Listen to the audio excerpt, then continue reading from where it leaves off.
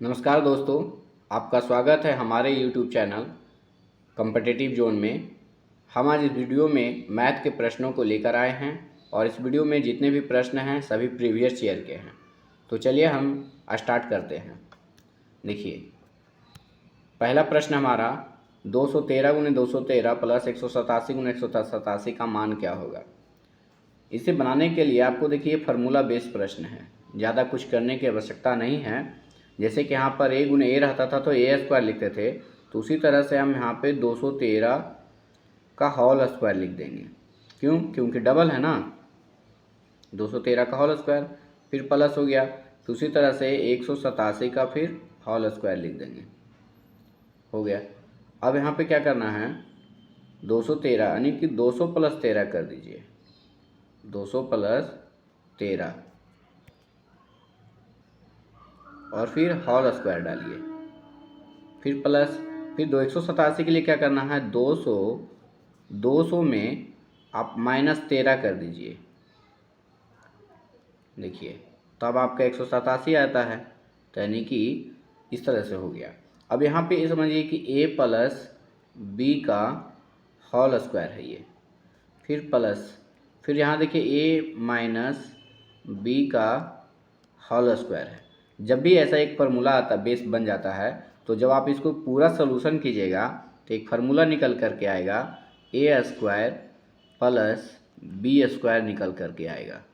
तो चलिए हम इसको इसी बेस पे हल करते हैं। 2 लिखेंगे, ए का मतलब है कि 200 का होल स्क्वायर करेंगे।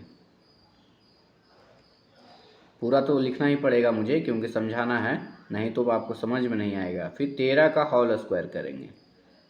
देखिए, अब 200 का स्क्वायर जब कर दीजिएगा तो जानते हैं जो 2 जीरो हो 4 जीरो हो जाएगी, और जो 2 था वो 4 बन जाएगा, प्लस उसी तरह से जब आप 13 का कीजिएगा तो इसका तो इजी है, 169 आ जाएगा, क्योंकि ये तो याद होनी चाहिए। अब ऐसे छोटे छोटे चीज़ों को अगर आप याद नहीं रखते हैं तो आपका मैथ वीक होगा, बहुत ही वीक होगा।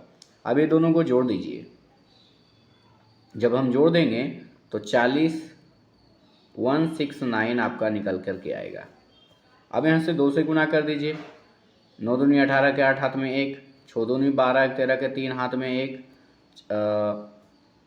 9 दूनी 18 के 8 हाथ में 1, 6 दूनी 12 13 के 3 हाथ में 1, और 2 इकाई 2 और 1 3, और फिर देखिए 2 को बचा है 40 और दूनी 80 कर दीजिए, यानी कि 80 338 आपका आंसर हो गया। तो देखिए ऑप्शन में, हाँ, पहला ऑप्शन में ही आपका आंसर है, यानी कि ए आपका राइट आंसर हो जाएगा, 80 338। तो चलिए वीडियो, अगर ये प्रश्न फर्स्ट में समझ में आया तो एक बार आप इसको आराम से देख लीजिए और उसके बाद इस वीडियो को पॉज करके फिर से एक बार ट्राई कीजिए। प्रैक्टिस पर ही मैथ डिपेंड है, प्रैक्टिस छूट गया तो मैथ छूट गया। चलिए आगे बढ़ते हैं।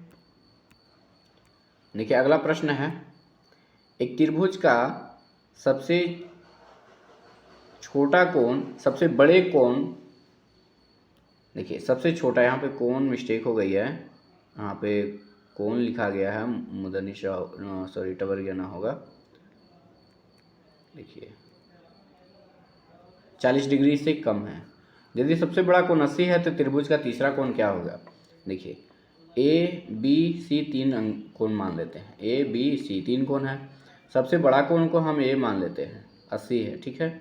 अब बी को हम सबसे छोटा मान लेते हैं, तो सबसे छोटा कोण जो है ना, सबसे बड़े कोण से 40 कम है, तो सबसे बड़ा कोण 80 था, तो इससे 40 कम है कौन, बी, तो यानी कि 80 में से 40 कर दीजिए कम, तो यानी कि ये कितना हो गया, 40।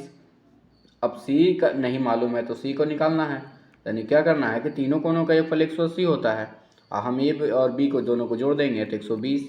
अब इसमें घटा दीजिए, 180 में 120 घटा दीजिए तो कितना निकल कर आ गया, 60। देखिए आपका ऑप्शन सी आपका राइट आंसर हो गया। ज़्यादा कुछ था नहीं, बर्ड प्रॉब्लम ये आता है प्रश्न इस तरह से। तीनों कोणों का योगफल 180 डिग्री होता है, ये आपको याद रखना होगा। चलिए बढ़ते हैं अगले प्रश्न की तरफ। अगला प्रश्न देखिए, 1 केजी शक्कर के मूल्य में 30% की वृद्धि की जाती है और यह वृद्धि 48 रुपये हो जाती है। वृद्धि होने के बाद जो मूल्य कितना हो जाता है, वृद्धि 48 रुपये की, तो प्रति केजी शक्कर का नया मूल्य क्या होगा। अब देखिए, प्रति केजी शक्कर का मूल्य मालूम नहीं है तो मान लेना पड़ेगा 1 केजी शक्कर का मूल्य मान लेते हैं ₹1 है। कितना है? ₹1 या x मान लीजिए, हटाइए।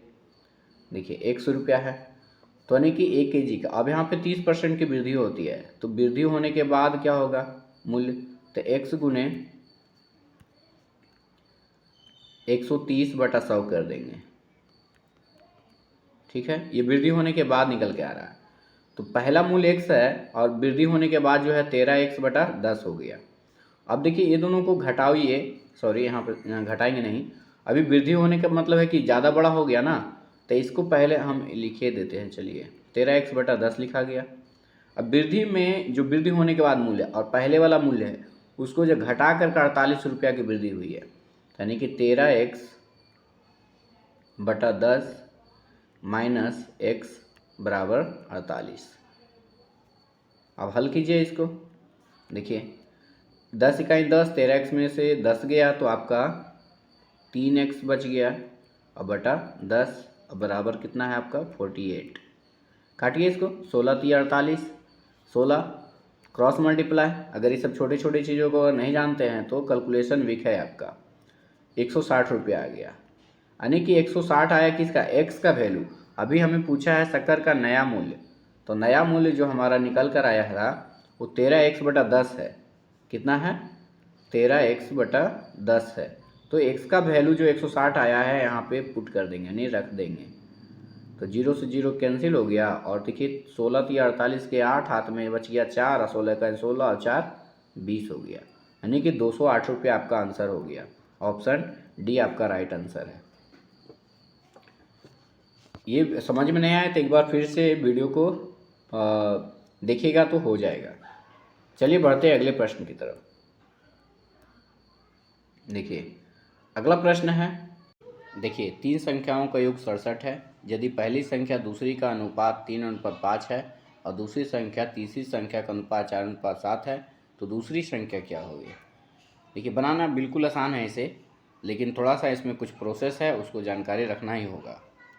तीनों का योग दे दिया, मान लेते हैं हम 3 संख्या हमारे पास है A, B और C। तीनों का जोड़ दे रखा है कितना, तीनों का जोड़ दे रखा है 67। ठीक है, देखिए 67 है। अब यहाँ पे क्या किया गया है, ये पहली और दूसरी, तो पहली दूसरी बोले तो A/B, A/B बराबर हो गया 3:5 और B/ दूसरी और तीसरी, तो दूसरी बोले तो B और C, दूसरी और तीसरी यानी B/C का दिया हुआ है कितना 4:7। तो जब भी ऐसा रहता है तो हम ABC निकाल देते हैं, A/B/ और C का निकाल लेते हैं। तो ऐसे निकालने के लिए क्या करना पड़ेगा, 3:5 और फिर इसके यानी कि B और B को सामने रखना आपको, यानी कि 4:7। ठीक है, देखिए इसमें मल्टीप्लाई करना है, 7 को 5 से करना है, 7×5 = 35, पीछे से ही रेशियो का चिन्ह देना है, फिर 5×4 = 20, सीधे सीधे। देखिए फिर उसके बाद क्रॉस करना है, यानी कि 4 को 3 से, फिर रेशियो का चिन्ह देना है, 4×3 = 12, यानी 12×20 = 35 आ गया। अब हमें तीनों का तो निकल गया रेशियो, अब हमको दिया हुआ है कितना 67। अब पूछा है दूसरी संख्या, दूसरी बोले तो B, तो B बराबर हम डायरेक्ट आपको लिख सकते हैं कि 20 बटा सभी को जोड़ दीजिए, तो 20 और 12 32 और 32 और 35 67 ही हो जाएगा 67, और फिर मल्टीप्लाई टोटल संख्या कितना दिया हुआ है 67 ही दिया हुआ है तीनों का जोड़ करके। तो देखिए 67 और 67 कैंसिल हो गया, कट गया, यानी कितना आ गया 20, यानी कि B जो निकल के आया, दूसरी संख्या जो हमारा निकल के आया वो 20 निकल के आया। देखिए A में 25 है, B में 20 है, ऑप्शन बी आपका राइट आंसर हो जाएगा। वीडियो अगर नहीं समझ में आ रहा होगा वीडियो में तो फिर से एक बार आप इसको रोक करके फिर से आप सीख सकते हैं। चलिए बढ़ते हैं अगले प्रश्न की तरफ। देखिए अगला प्रश्न है, 8 क्रमागत पूर्णांकों का औसत 23/2 है, तो प्रथम 3 पूर्णांक का औसत क्या होगा। इसको कुछ करना नहीं है, 8 क्रमागत पूछा है तो यहाँ पे हम पहला मान लेते हैं x है, दूसरा x+1 कर दीजिए, देखिए कॉमा देते जाइएगा, तीसरा x+2 कर दीजिए, फिर इसी तरह से आपको डॉट डॉट डॉट डॉट लिखना ही पड़ेगा, x+3 कर दीजिए, फिर कॉमा, फिर x+4 कर दीजिए, फिर x+5 कर दीजिए, फिर x+6 कर दीजिए, फिर x+7 कर दीजिए। देखिए टोटल 8 हो गया, 1 2 3 4 5 6 7 8 हो, यहाँ तक समझ में आ रहा होगा।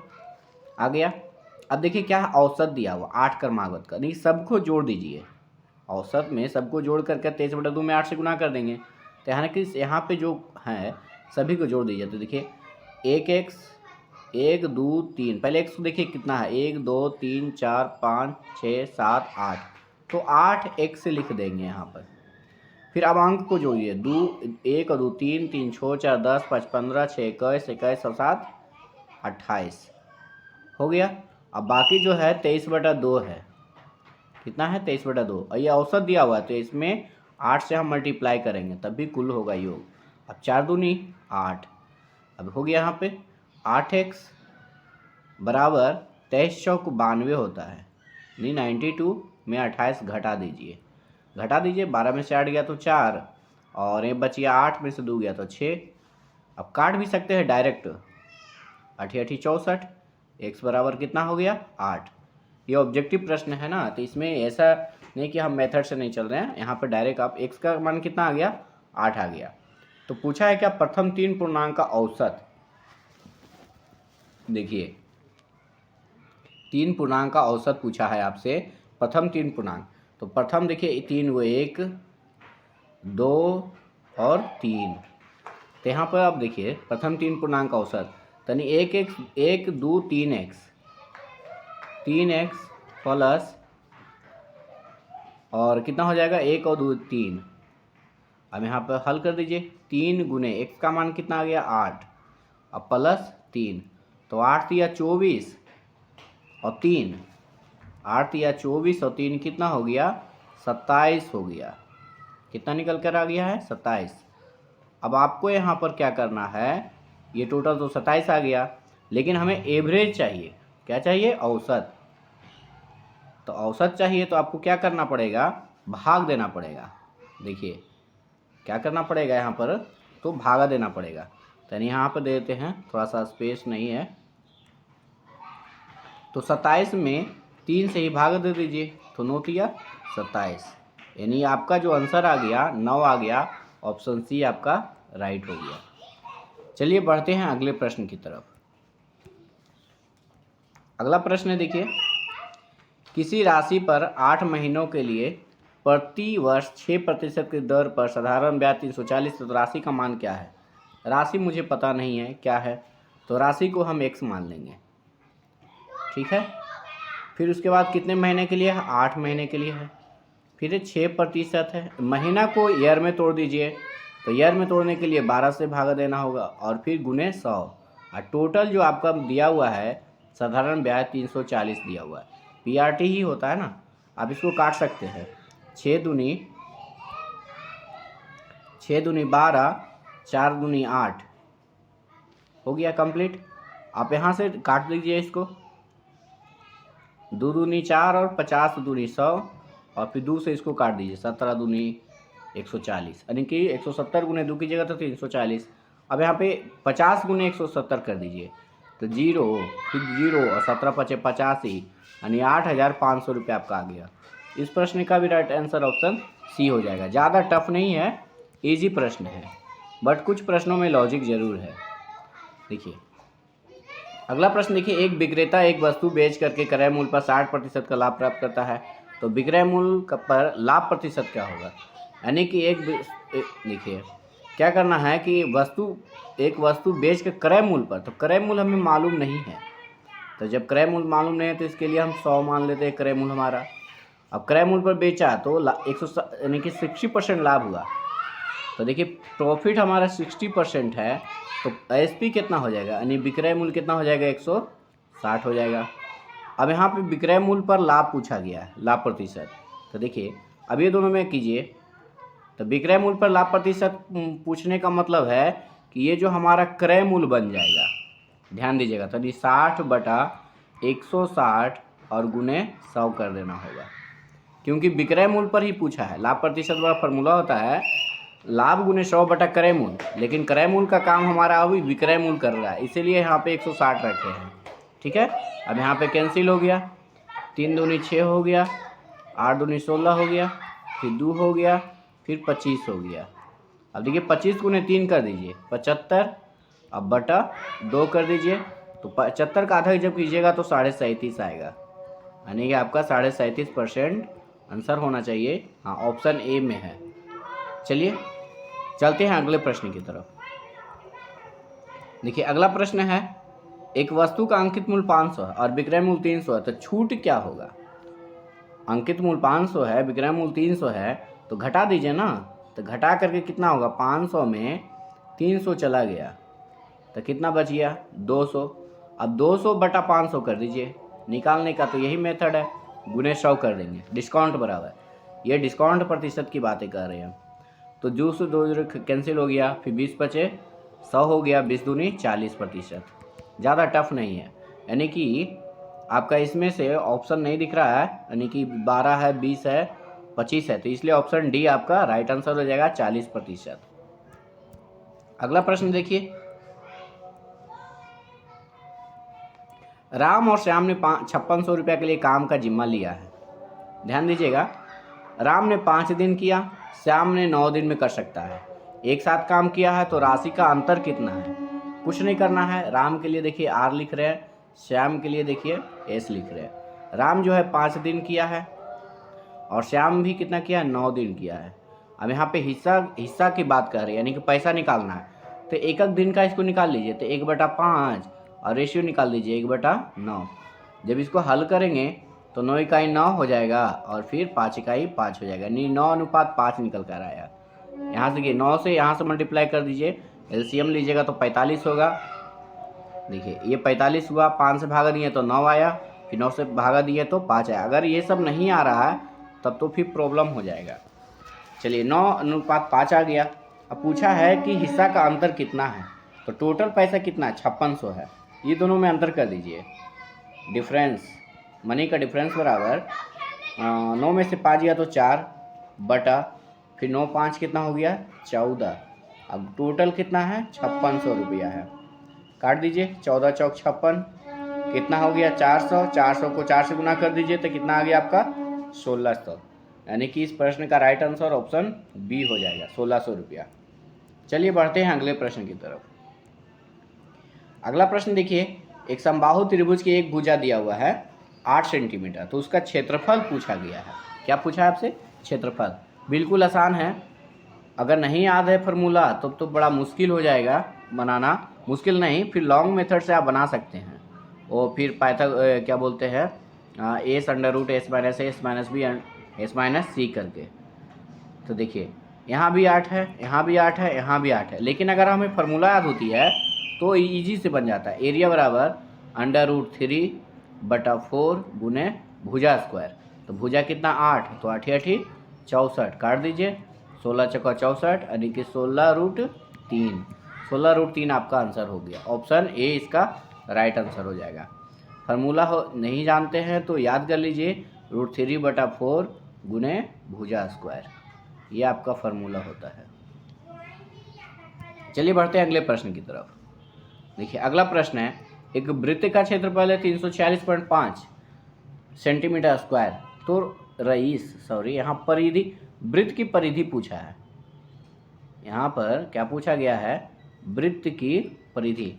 तो देखिए वृत्त की परिधि बराबर होता है 2πr। क्या होता है, 2πr। क्षेत्रफल दे रखा है, तो वृत्त का क्षेत्रफल बराबर, फार्मूला क्या होता है, πr²। ठीक है, अब यहाँ पे देखिए क्षेत्रफल कितना दे रखा है, 346.5 बराबर, पाई का मान देखिए क्या रखना है, आप 22/7 रख सकते हैं, उसमें कोई प्रॉब्लम नहीं है। और r², यहाँ से ये पॉइंट हटा के 10 कर दीजिए। आप चाहे तो इसको काट सकते हैं। तो 5 दूनी 10, 2 से काट दिए हैं और बाकी इसको काट दीजिए ना 5 से। तो काटेंगे इसको 5 से तो 6 पचे 30 हो जाएगा। फिर आपका 9 पचे 45 हो जाएगा। फिर 5 तिया 15 हो जाएगा। ठीक है, 22 से काट दीजिए, 22 से। तो 22 तिया 66, 3 बार में। फिर 3 बचेगा, फिर 66, फिर 33। तो यहाँ पर क्या लीजिए, 11 दूनी 22 कर दीजिए और फिर 11 छक 66 कर दीजिए। सॉरी, यहाँ पे 6 कर दीजिए, 6 से काट दीजिए, 22 से डायरेक्ट नहीं कट रहा है। तो 11 छक 66 है, फिर 11 तिया 33, कितना हो गया, 63 हो गया, 63 हो गया। अब यहाँ पर देखिए r² बराबर निकालना है ना हमें, थोड़ा सा तो ये लेंदी हो गया। चलिए देखिए क्या करना है, 67 गुने 3 करना है, 2 दूनी 4 करना है, यानी कि 4r² हो जाएगा। कैसे हुआ कि क्रॉस मल्टीप्लाई, 2r को 2 से, तो 4r² हो गया। अब 63 को 7 से कर दीजिए, तो 7 या 21 के 1 हाथ में 2 और 7 छक 42 और 2 44। r² बराबर हो गया यहाँ पे 441/4। स्क्वायर को काट दीजिए तो रूट चढ़ा दीजिए इधर। 441 का वर्गमूल कितना होता है, 21/4 का 2, यानी कि 21/2 आया आपका त्रिज्या यहाँ से निकल करके। अब हमें परिधि चाहिए, तो परिधि का फार्मूला देखिए यहाँ पर लिख दिए हैं, 2πr। लगा दीजिए फार्मूला 2πr का। देखिए 2 गुने 22/7 और r निकल कर कितना आया है, 21/2, यही ना है। काट दीजिए, 7 या 21, 3 आ गया और 2 से 2 कट गया, 22 और 3 66 हो गया, क्योंकि यहाँ 22 है और यहाँ पे 3 है। देखिए तो 22 या 66। थोड़ा स्पेस कम होने की वजह से ये गैदरिंग जैसा लग रहा है। आप इसको स्टॉप करके वीडियो को खुद से बना करके आंसर टिक कर सकते हैं। चलिए ऑप्शन सी आपका राइट आंसर हो जाएगा। चलिए बढ़ते हैं अगले प्रश्न की तरफ।